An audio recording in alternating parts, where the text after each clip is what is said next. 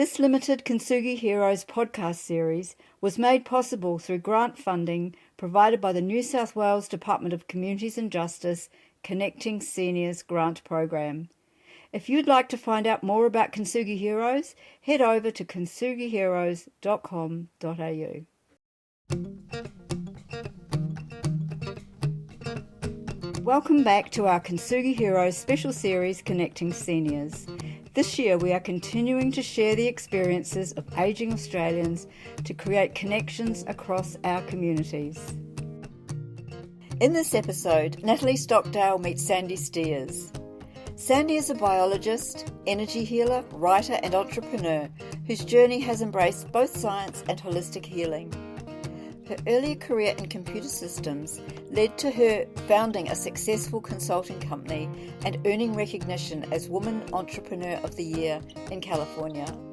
With her background in biology and years leading trips to the Galapagos, Sandy is dedicated to environmental education and conservation, especially through her work with Friends of Big Bear Valley and the popular Eagle webcam project.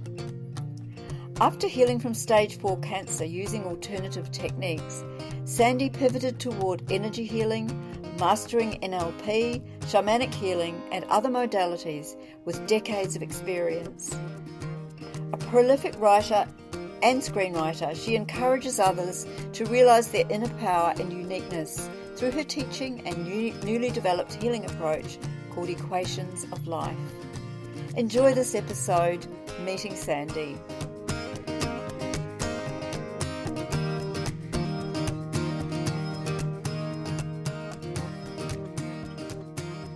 Sandy, you have such an interesting story. Let's start with your life before Big Bear Valley.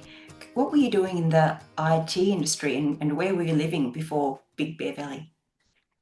I was living down in the Great LA Basin in Long Beach specifically, and I had a computer consulting company. Before that, I was an analyst for companies that sold computers, and then I started my own consulting company, and we created, back before they had packaged software, we created software packages that were designed specifically for each client.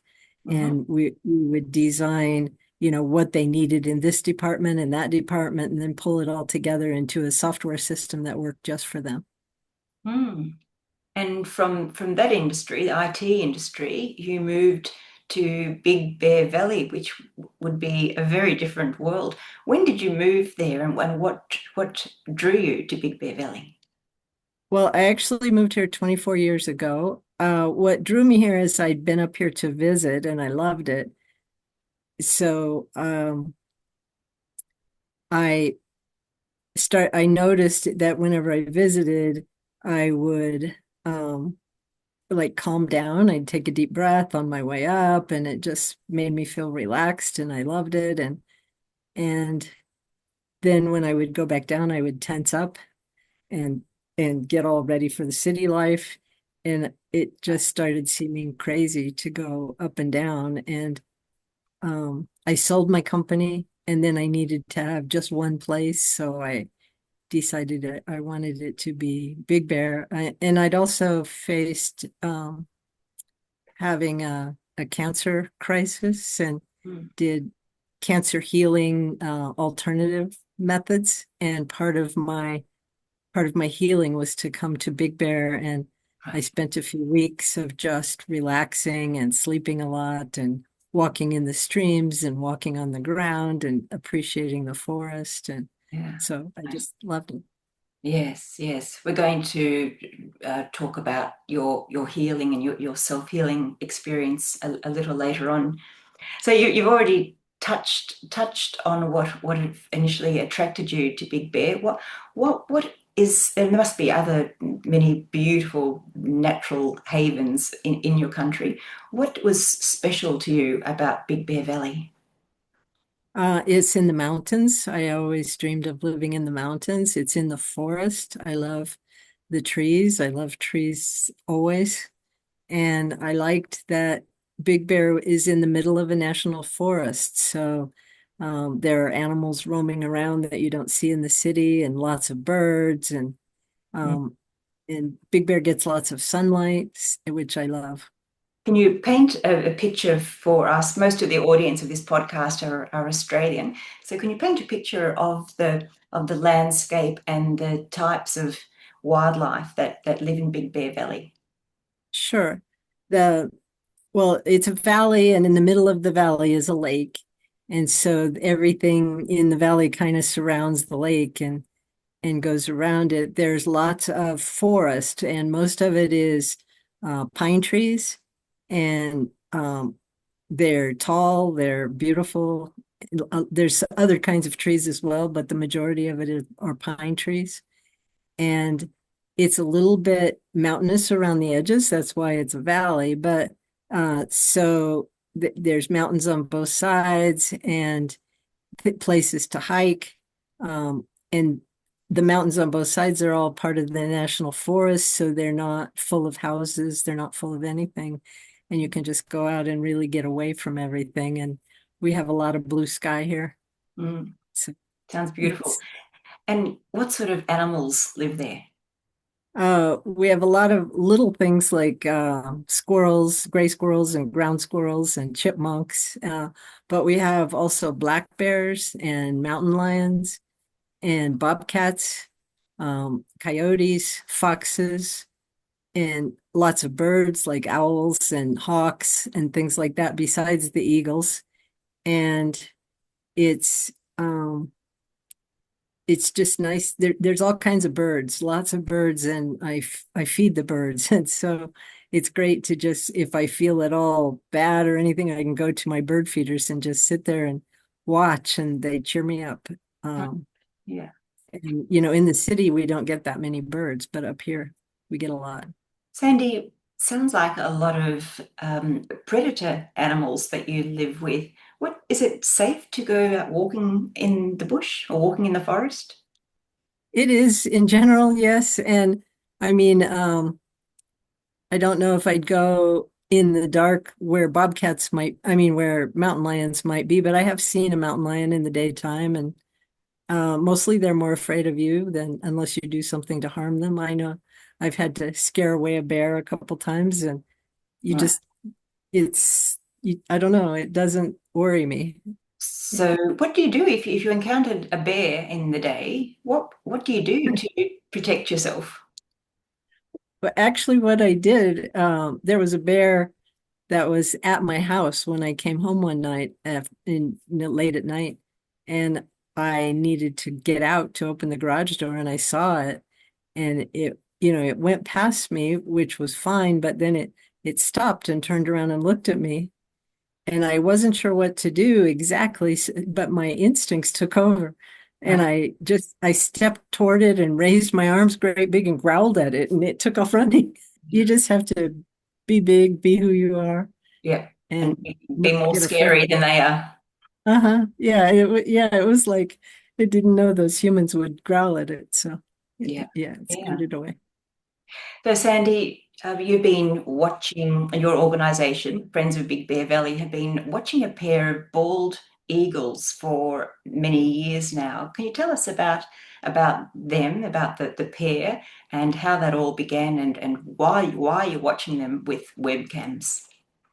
Sure. It all started when in 2012, actually the Forest Service discovered that there was a chick in a nest in a bald eagle nest, and they did a history search and discovered it was the first bald eagle chick ever hatched in Big Bear Valley. And somebody at the Forest Service that showed me where it was, and it was only like less than a mile from my house, and I could go to a parking lot about half a mile away and watch it through a bird spotting scope. And she showed me the eagle so that I could take notes. She for the Forest Service, she didn't have time to take notes and observe, and she knew I loved animals, and so she and with Friends of Big Bear Valley, we were focused on eagles a lot and things because we had them visiting here. We just never had one hatch. And so I watched that eagle grow up in that nest, and I was completely fascinated as it bounced around and jumped with its wings up and down and waited for its parents to come and bring food. Yeah. And that fascination, um, wanted me to watch more. And the next couple of years, their eggs either didn't hatch or the chicks didn't make it. And so then we wanted to know more close up. And so I started working on a way of putting a nest camera on their nests so that we could be able to watch what was really happening instead of just trying to guess from the ground. Why these birds, this pair, why are they so special to you and to the community, the Big Bear Valley community? Well, to me, it's because I watched Jackie grow up and it turned and I just got fascinated by the eagles and watching them and knowing how big they are and seeing um, how they do their life, which is different than you can usually watch animals. So it gave me Mm. more information. And for Big Bear Valley, they're excited to have the eagles here. There are always people, we had wintering bald eagles for years, and people would go and help do the eagle counts and things like that. It's just, they're majestic to see, Mm. and it makes you feel like you've accomplished something by spotting a bald eagle flying in the air, and Mm. it's just they're huge compared to the other birds, and so Yeah. it's beautiful. How do you obviously love the bald eagles. How would you describe them? What are some of their attributes that you admire? Well, when they're adults, that white head and tail and the black feathers, they're very distinguished, Mm. and it turns out that they actually, that's an evolutionary thing, that it makes them be pronounced to the other birds around, so they say, we're here, you better stay away. And the way that they fly is just quite majestic. It's calm. They don't flap like crazy. They soar a lot, Mm. and it's um, it's very freeing, I guess. The feeling is being free and Mm. being in the air and just soaring instead of, having to flap all the time or anything Mm. else. It's just the way they carry themselves is beautiful. What are some of the things that you've learned about bald eagles from watching them for so many years? And have there been anything that have anything that have been surprising? Well, a lot of things have been surprising. The first was how individual they are. Each bald eagle that I've watched has its own personality, and you can see it very distinctly how this one behaves differently than that one. And whether it's been the adults or the chicks, all of them have their own personality that's quite distinct. And I guess you feel like you get to know them and almost like they're a friend because you can almost guess what they might do next, and a lot of times they make me laugh, the things they choose to do, like trying to pull each other off the nest so that the other one, so that they can have their turn on the eggs and Right. chicks. Uh, And I laugh out loud every time I see it, to see some of their behaviors, so it's quite enjoyable. right. So do both the male and the female sit on the eggs? Both male and female do take care of the eggs and the chicks. They both feed them, Right. and in this pair, apparently it's not all eagles that do this, but this pair so badly wants to take care of them that they have their own little tricks for getting the other one to stand up so that they can sneak in and get on the eggs and have their turn. Right. And just watching those personality traits is very funny. Yeah. What's an example of a trick to remove one off the eggs? Shadow, the male, will sometimes he will bring a big stick when Jackie's sitting on the eggs, and sometimes he puts the stick on her back and just Right. leaves it there. Right. Right. Wait, and so she'll have to stand up. And sometimes he decides that the stick needs to go to the other side of the nest, so he walks right across her back to get to that side. Right. And Jackie will sneak in, and yeah, the females are always bigger than the males, like a third again as big. And the so she will keep scooting her feet in closer and closer underneath Shadow until she just kind of pushes him out of the way, Right. and he has to get up because she's bigger. Yeah.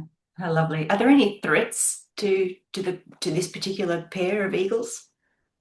Well, when they're having eggs and chicks, there's always ravens and hawks and owls and other eagles. They're good at keeping the other eagles out of the area.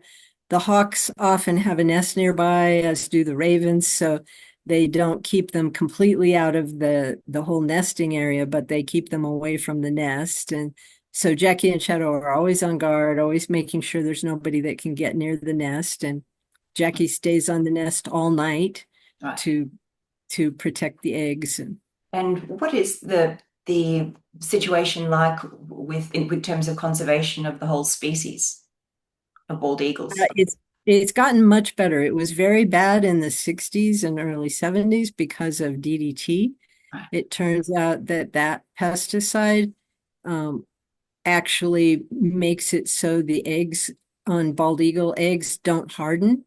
So when they would lay on the eggs, it would just squash them. So all their breeding and everything was for nothing for a long time because as the DDT ran into lakes and streams, then it would get into the fish, and the bald eagles eat the fish, and so it would get into them. But when that was outlawed and there were a lot of work to rehabilitate the eagles, then they've built back their numbers. Good. They are no longer federally listed as endangered, but they still are in the state of California listed as endangered. Right. And what are their main threats currently? Mostly humans, Yeah. sadly. And What do humans do with them? Do they want to hunt them? they sometimes they do. It's illegal, but sometimes they do, or try to get their feathers or things like that. But it's also just humans, getting too close and scaring away the young or those kinds of things. Fireworks scare them away, Yeah. and that's human caused. Yeah. So there are things like that, just what humans do and how they live their lives. Yeah. What have you noticed that happens with the wildlife after and during fireworks?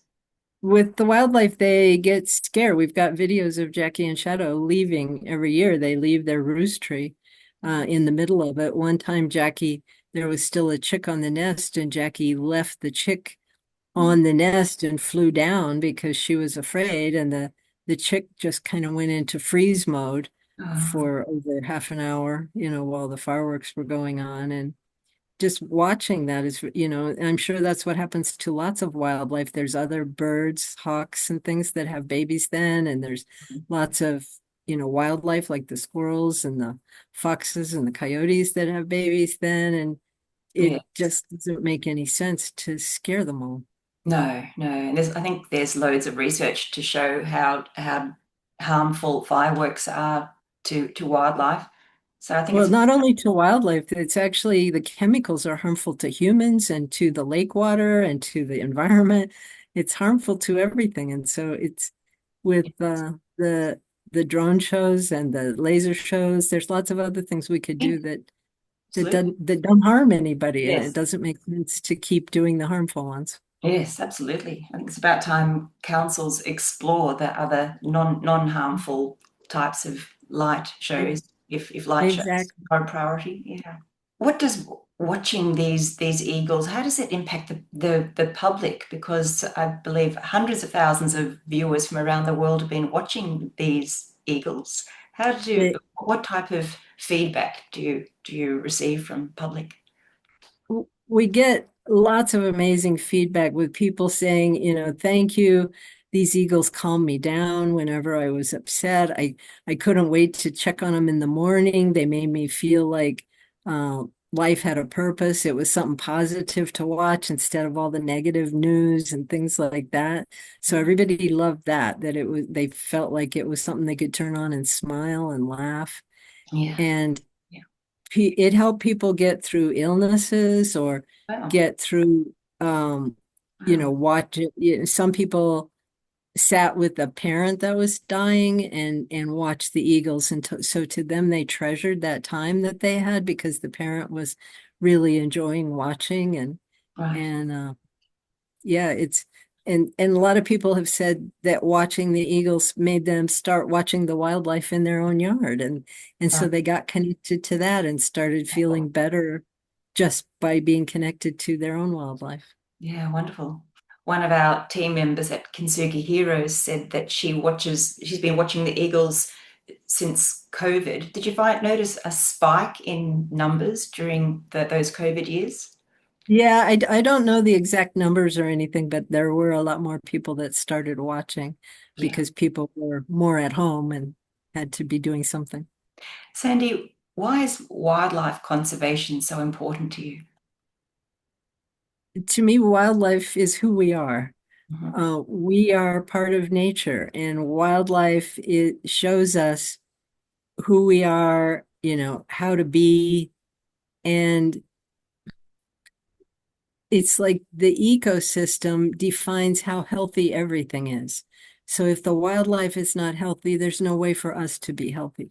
Mm. So the Mm. wildlife is like the precursor to everything. Yeah. And I just think it's very important that we protect it. And what are the main threats of wildlife in Big Bear Valley in general? Now you've already touched on the threats for the eagles, but with the other Right. animals, In general, it's mostly development yeah. when they want to, develop a bunch more houses or something that, especially if it's in an area that's being used by certain wildlife, or if it's in an area that we have several endangered plants here in our valley that actually don't exist anywhere else in the world. Wow. So when they want to develop something over those beautiful plants and make even less and less of them or make them disappear completely, it doesn't make any sense. And do you feel that that the valley is safe and protected from human development or human overdevelopment? Well, not that's what we're working on. That's part of what our organization does, Right. is make sure that the developers follow the environmental laws and work to evaluate what damage might be done and look at how it can be corrected. So, Sandy, your passion for wildlife conservation is only a part of your story. You have another very interesting side, and that is that you're a healer and you're a shaman. Can you tell us what a shaman is? Well, a shaman is like an indigenous healer, Mhm. looking at it all from natural ways of doing things, from natural medicines, or just working with the energy, or transforming how we see things or how we look at the world. Mm. And so it's a whole different kind of healing from the perspective of healing ourselves on the inside Yeah. rather than just taking things from the outside. Yes. And you came from, as you mentioned, you talked about at the start, you came from the IT and computer world. So how did you step from that into natural healing and shamanism? When I owned my computer consulting company, I got a diagnosis of breast cancer, and they told me that I had a 25% chance to live if I did everything they said, which included surgery and chemotherapy and radiation. And none of that felt right to me. I had already started my own journey into neurolinguistic programming and looking at the ways our brain controls what we do and how we think and how that can be changed. And so it just, and I'd already started meditating, doing some things like that and connecting myself. So this felt like it was my time to walk my talk. Yeah. And if Right. I really believed in all of these things that I was studying and how much power I have as a being over my own existence, Mhm. then I needed to prove it to myself, if nothing else, that I could do this. And so that's what I did, in spite of I had a lot of people telling me I was crazy, Mm. all of but Yeah. As we've shared before, I've also had breast cancer, and I do recall vividly the pressure that I was under to do yes. the particular treatments, a lot of pressure. So I think it must have taken a lot of courage for you to step aside from that and heal your own way. Can you tell us about how you actually did it, because I find this fascinating. Well, I did a lot of things. I changed completely the way I ate, and I had a person who had healed from cancer was my mentor. Plus the person who taught me NLP, neurolinguistic programming, worked with me a lot. I think I did 2 or 3 sessions a week. And and so we looked at what my belief systems were Right. in that would create this cancer, because all of our belief systems create what we have in our lives.